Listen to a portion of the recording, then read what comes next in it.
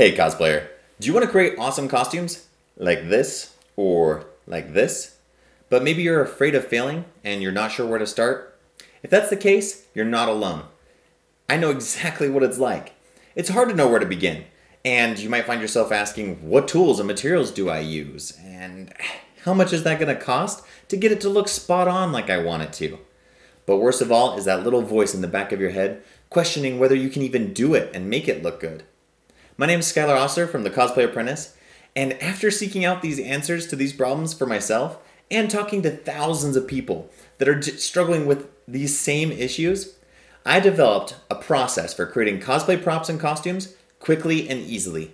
And I found the best inexpensive material that requires minimal tools but still produces professional results.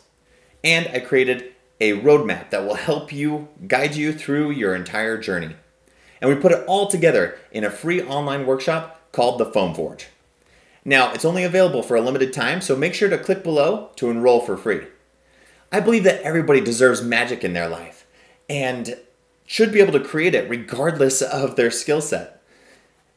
I believe that cosplay is a great way to create that magic, and there's nothing like walking around a convention in a cosplay that you feel confident in and seeing somebody's face light up with joy because you brought their favorite character to life.